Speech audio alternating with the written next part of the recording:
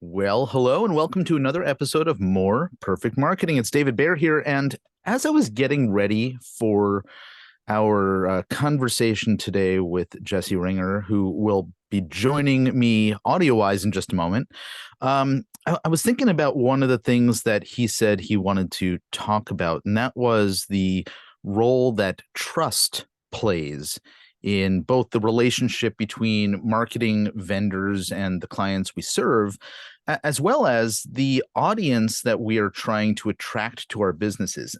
And so I went on to Google and I typed in trust with a couple of other words. I can't remember the one that gave me the result that I'm about to share with you. I think it was trust advertising. And the result at the very top of the page was as follows: 96% of consumers don't trust ads. And I thought, oh, well, that's interesting. I wonder what this article has to say. So I click on it, brings me over to Inc. magazine. Now, this is, if you're not familiar, one of the many, many sites online that there is a brand that we all know, but pretty much anybody can pay their way into becoming a contributor for a site like this. So I'm interested in this really big number, the statistic: 96% of consumers don't trust ads. And I searched through the entire article, which, by the way, is not very well written, and I saw no mention of that statistic anywhere in the article except for the headline, which begs the question, should I trust anything that was in this article? Anyway, that's eventually going to make a little bit more sense when Jesse and I get into it, but I think it's probably time to welcome Jesse Ringer. Welcome.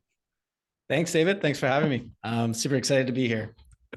So I'm curious, I'm not sure that was exactly what you and I were talking about in terms of what you help your clients achieve, or avoid, I should say. But it certainly was relevant to what you brought up before we started hitting record in terms of the importance of trust. Yeah, totally. I was sitting here chuckling at that example because it's common, right?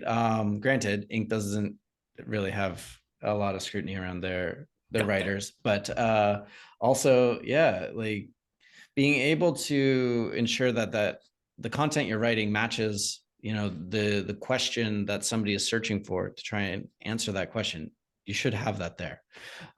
It's super strange that stat wasn't even in the article once you even got there, which is wild. Yeah, but yeah, trust is huge. Like, so I want to broaden this and give a little context for folks who are listening, because you founded and now run an agency that specializes in what we're talking about, but specifically around developing content, websites, etc., that help people find the businesses who are your clients and ultimately then make decisions about whether they are a good fit for whatever that person might be searching for. Is that correct?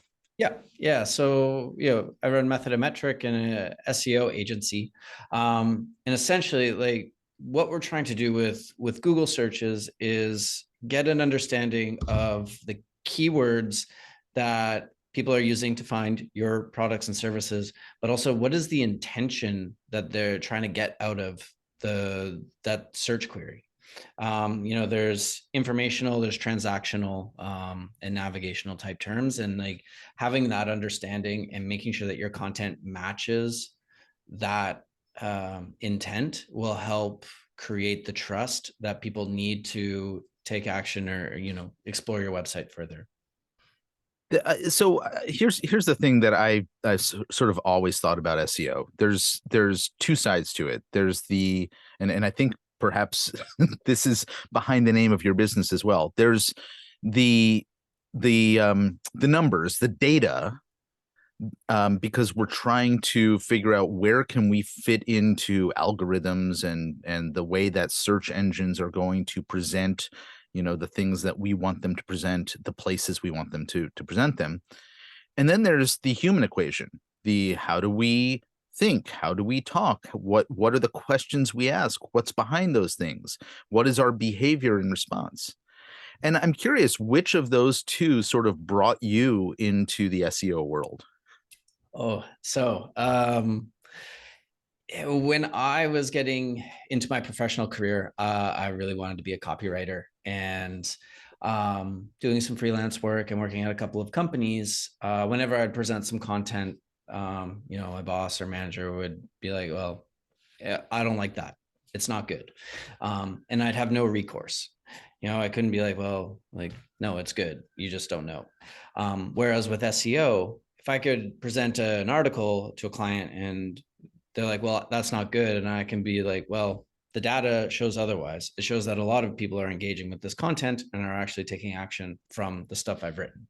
And so I found that, SEO gave me the space to be creative and write the way that I like to write, and then also back that up with data and have a good understanding, like put me on track to know if I was doing the right things and if people actually resonated with what I had to say. Hmm. That I love that answer because I've never sort of thought about it in terms of having to defend yourself in in a situation, and that brings you into a place where SEO is the end result. So you were previously employed doing this, working for others doing it, and at some point you decided, I think I'm going to start my own thing. What happened there? What was Yeah. the So well, it was shortly after the 2008 recession, and then a lot of companies were not hiring junior people into full-time positions, and it was quite competitive. And so I was kind of struggling to find consistent work. Mhm. And so I had, yeah, like some acquaintances that actually they ran a spa here in Vancouver, and they saw that I could do SEO and asked if I would help manage their website. And it kind of just snowballed from there. Starting, they would tell people that I was working with them, and that led to other opportunities. And so it kind of grew from a necessity to keep busy and get work. And I found that I really enjoyed the consulting side of things and being an independent worker that way. And then after like 5 or 6 years, it kind of got to the point where maybe it was time to try and take this to the next step, and see if I could grow an agency. I mean, granted, like I always had in the back of my mind that there's tons of agencies, and there are, but each one I think offers a unique perspective and skill set that allows each of them to do well, hopefully. And that was something that, after a few conversations with some close friends and acquaintances, they were like, "Yeah, you should venture into this space." And so from there, I haven't looked back.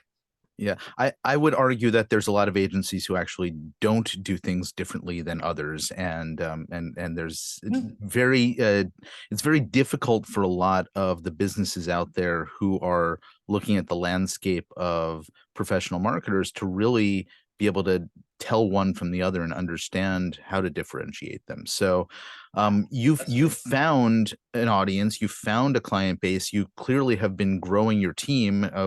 You're continuing to grow your team. What are the types of uh, I would say lessons you've learned, but what were the types of needs that you encountered first, I guess, in terms of the types of clients who were connecting with you, and how did that dictate the direction that you took your agency over the last decade? Yeah, that's a great question. I really like that question because one thing that I found, and I still find, is that our clients and our prospects don't tend to have a great understanding of what SEO is. They know it's important. They have a great understanding that they know they need to be there, but they don't know how it works or why it works or any of the ins and outs of it. And so I found that I was able to communicate that to people in a way that they understood and that they would like allow us to do the work for them. And so we still encounter like, people knowing that it needs to be done and they have a general understanding of how Google works. But ultimately they don't want to necessarily dedicate all the time to becoming a master of the craft. And would rather have someone that they can trust and rely on to do the work and to help them grow their business so they can focus and concentrate on their own stuff. Okay, so you brought this word trust back just there at the end, and I want to bring it back to this this notion that we started the episode with, which is knowing that you're able to trust a service provider, and ultimately, the work that you're doing is instilling trust in the consumer who's considering a purchase or an engagement or what have you.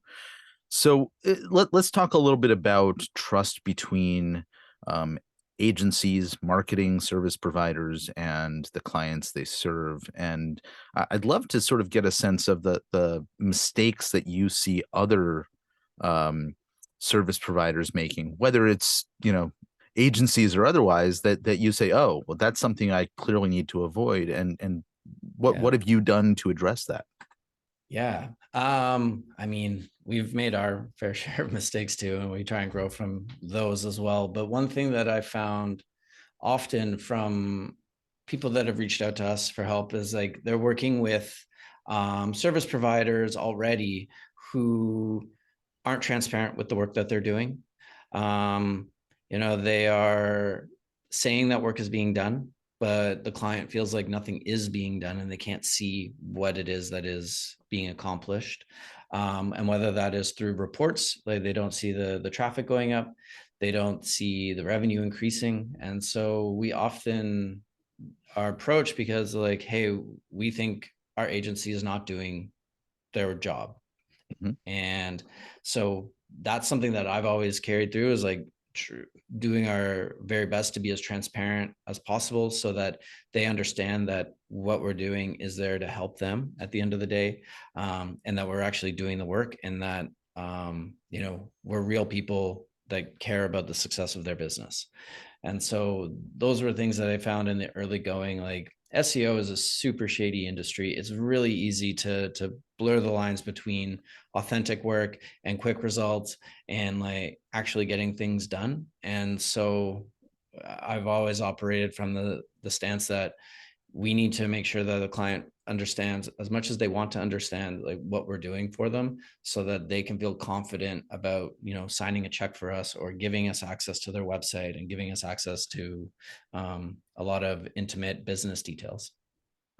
Transparency is a hugely important piece. One of the other things that I, as a client of an SEO agency, appreciated when I finally found one that did this was setting reasonable expectations about what the process took.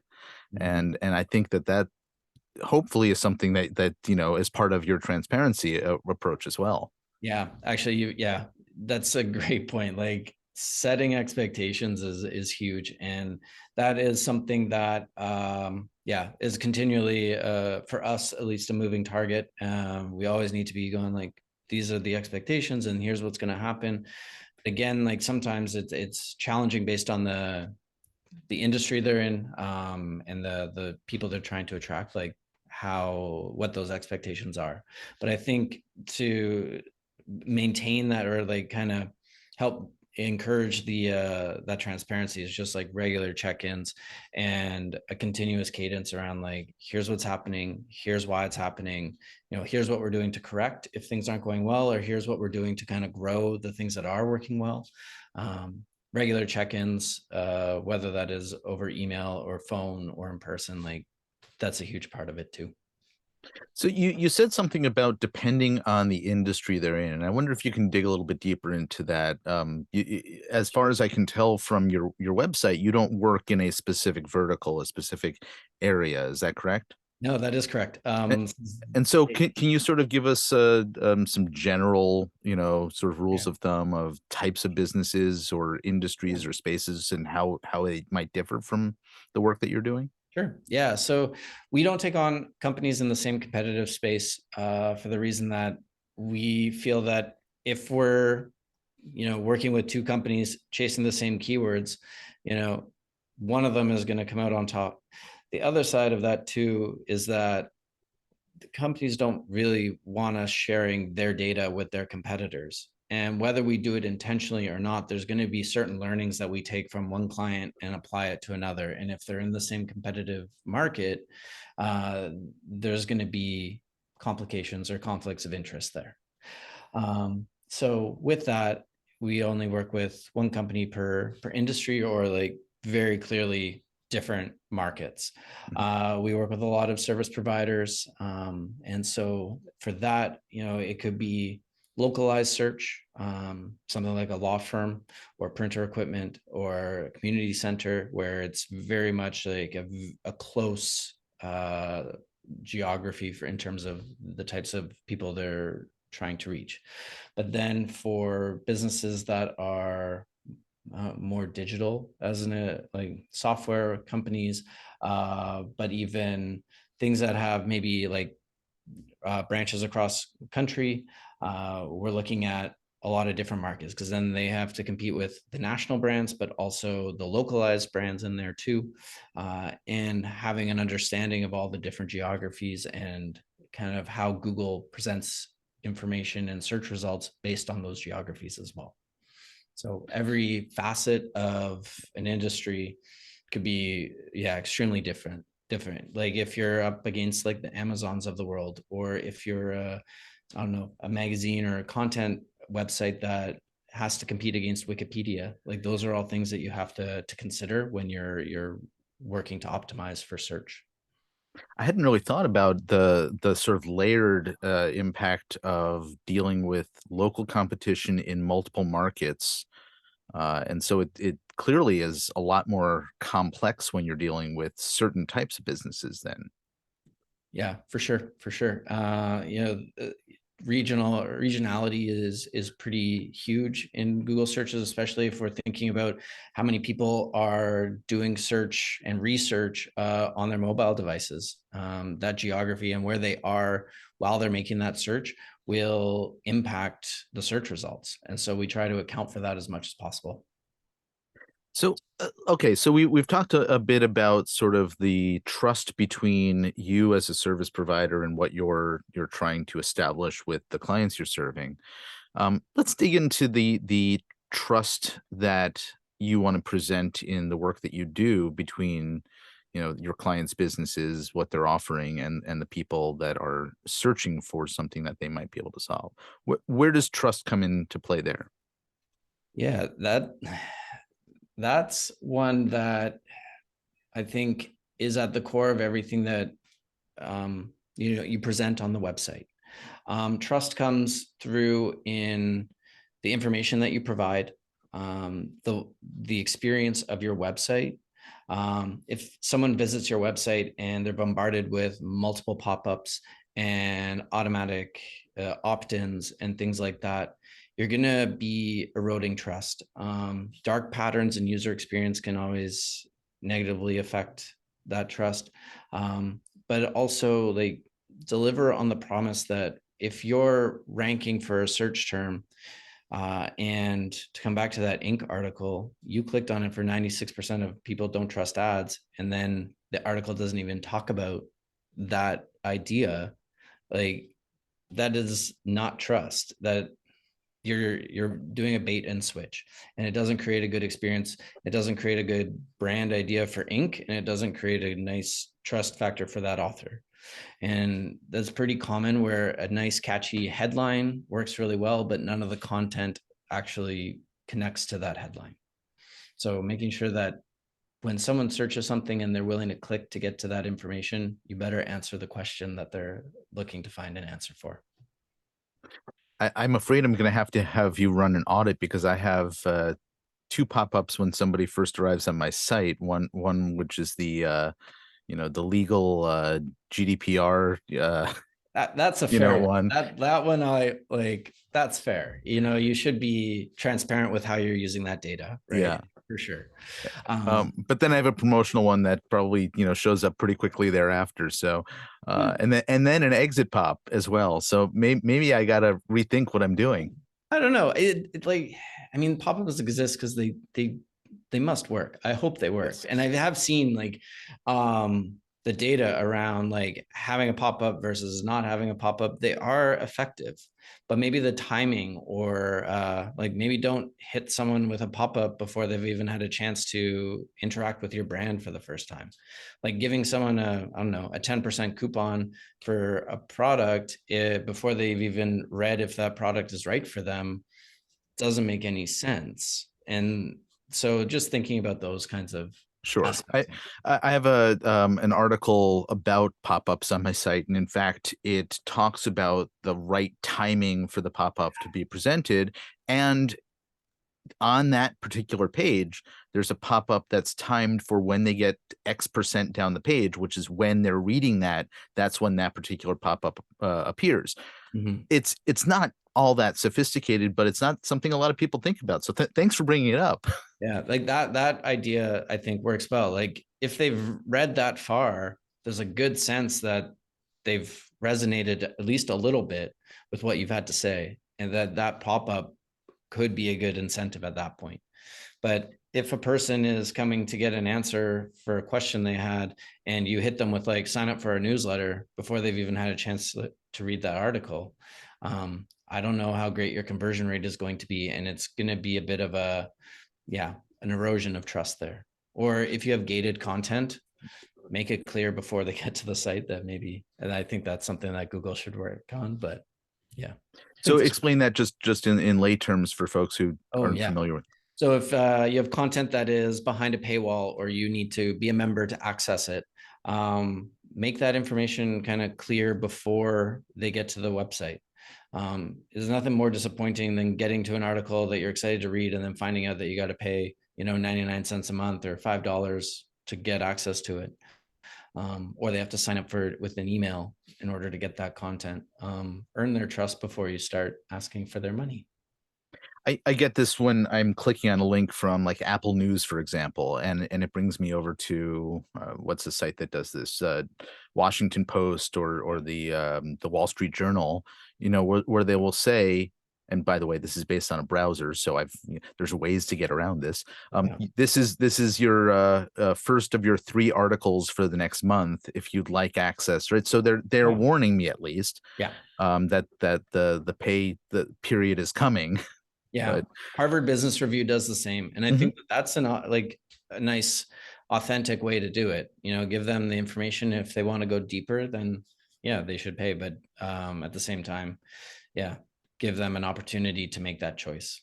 Yeah. Or don't come. So, okay, we're talking about things that to my ears don't necessarily sound entirely like SEO, Hmm. but in fact, I'm going to guess that you'll argue that they are.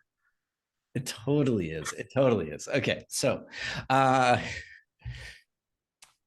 these elements are part of SEO because Google looks at click data, the amount of time people are spending on the website, how many pages they're viewing on the website, what that engagement looks like. And if you have poor engagement, and although I'm going to clarify that like bounce rate is not a metric that Google cares about, but if they see that users are coming to the website, clicking to your page, bouncing, and then going to another article within the search results, Google will start to incorporate that information into their rankings. Google wants to make sure that the content that they're showing to visitors and searchers is relevant, useful, and of a good quality. And if people are not staying on your website for very long, not actually engaging with the content that you have or taking action on your website, Google's going to see that data and not present your website as often in the search results. So it's all SEO. All of it is. So you have a role not just in necessarily creating content that goes on the site, but also tracking some of this stuff. And I did a little bit of digging around on your site, and you have tools to kind of see what people are experiencing.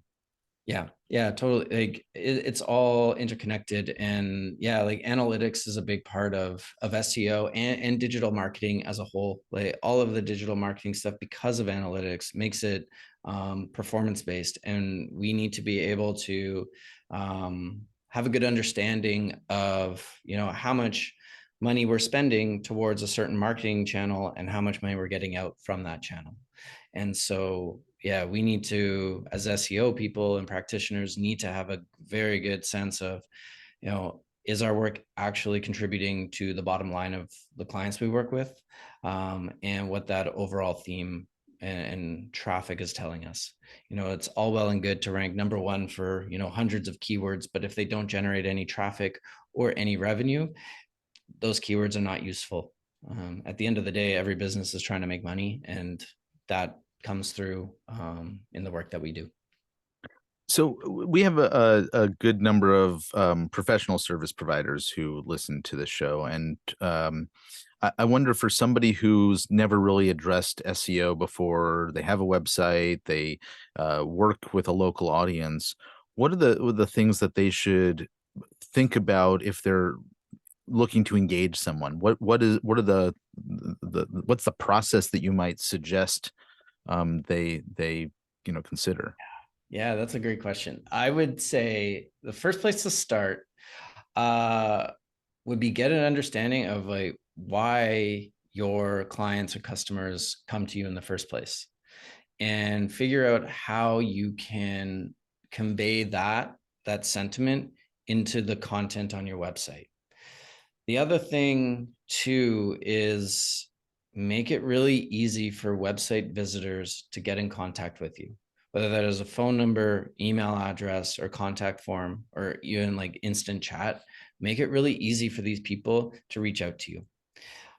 The other thing I think that is pretty vital is, you know, have the areas that you service like written out on your website.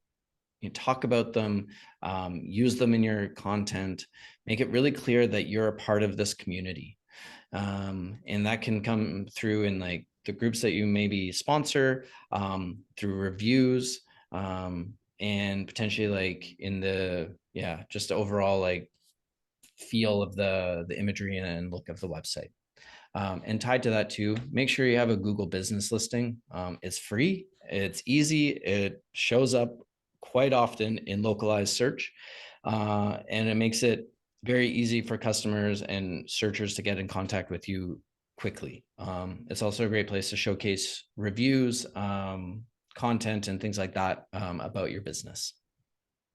And so if those things are all in place, and then they're saying, okay, we sort of want to take the next step, how should somebody, consider finding an appropriate service provider? We Yeah. will, of course, make sure that they know how to find you before the end of the the episode as Thank well. you, David. But I think, truthfully, I mean, ask your network. Um, if you have people that you trust and they're working with people that they trust, that'll make things a lot easier. Referrals are part of business, and I think are a great way for you to find good service providers. Uh, and do your research. Meet with a lot of different ones. Have an idea of what you should be looking for. If they're telling you that they'll get you results in like 2 weeks, you probably don't want to be working with them. They're probably not doing great authentic work. Um, Ask them where they're doing the work from, who's doing the work within their team. Those are some things that are pretty important. Uh, and then yeah, find people that you actually like would like to work with. This relationship between yourself and a service provider, um, is on a deeper level than most things, because they're going to have insight into how your business runs, and they're going to need to understand how you generate business, how you're creating value, so that they can communicate that through your website. And so find a service provider that you are comfortable talking to about that stuff. Brilliant. And I love the suggestion about talking to multiple people. It really is helpful because it gives you a sense of what the options are that are out there rather than just, is this person a good fit? So Yeah. great recommendation.